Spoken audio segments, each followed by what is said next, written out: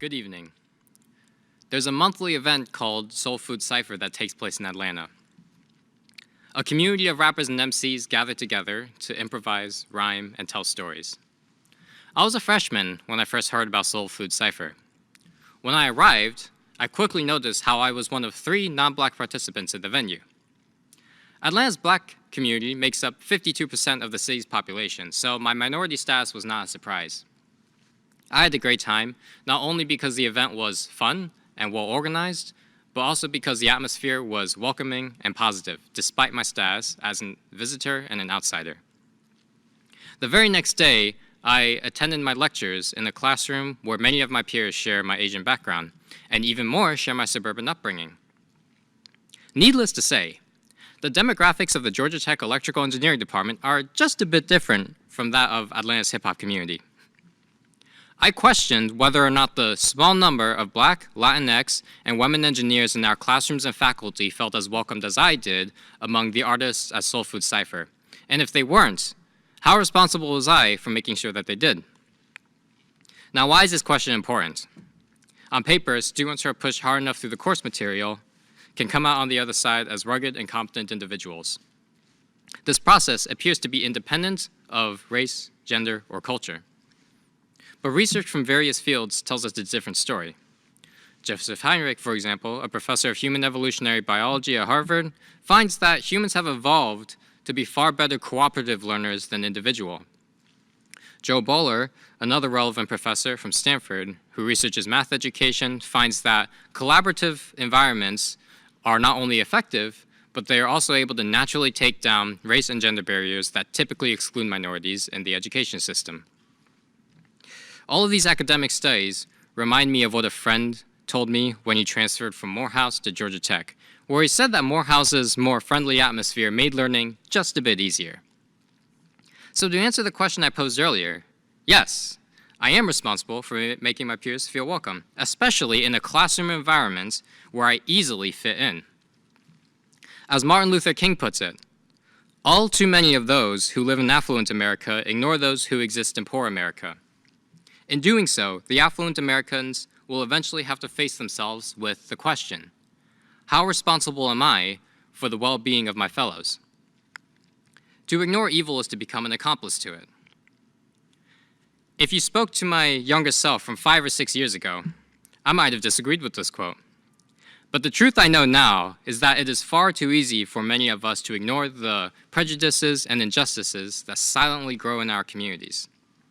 The harmony among humans of different backgrounds can only manifest when a critical mass of people proactively pursue it. This proactive pursuit can take on many forms, but the bare minimum form it takes is talking about it. I've been fortunate enough to consistently practice hosting and participating in meaningful conversations through various events, both on and off campus, some casual and others formal. Last summer was a good time as any to extend that experience to more students of Georgia Tech, especially when the deaths of George Floyd, Breonna Taylor, Ahmaud Arbery, and too many more were on our minds. While I prefer to talk about social justice in person, that was clearly not an option during the pandemic. So I had to experiment with what I could do online. I started by inviting as many people in student organizations into a Zoom call to address questions such as, is it hard to talk about race at Georgia Tech? Or what can we do better in the future? We recorded our observations and suggestions in the form of a Word document so we could share with even more people. Next, I began writing essays about the autobiography of Malcolm X on my social media. Not only does Malcolm X's story desperately need to be heard after being so unjustly ignored for too long, but there was enough content in the book to keep the conversation going for 6 months. While I cannot share with you every important conversation in my life, I can briefly share a few principles that I picked up along the way. First, social discourse takes regular practice. When I made social discourse a consistent part of my life, the conversation became much more manageable as I was digesting heavy ideas in small pieces over a long period of time. Second, you don't need to wait for institutions to set up meaningful conversations for you. Of course, it is good practice for large institutions to provide these spaces for students. But there is also a beauty to these well-informed conversations that come up organically in more casual settings. Third, these conversations will be uncomfortable, and that's okay. I've had to brace myself for many situations that would expose my own ignorance, but as long as I am prepared to learn from those experiences, I can accept that making mistakes is sometimes necessary for growth.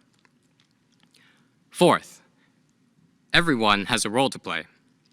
Me being a human is enough justification to be involved in social justice, regardless of what my background may be.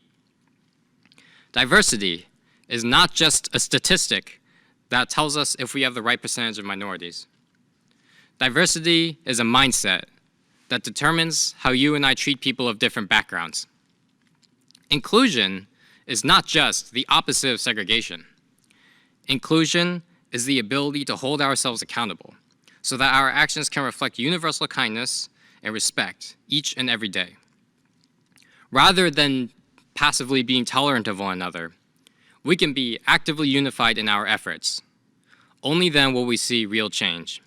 Change in the world and change at Georgia Tech. Thank you.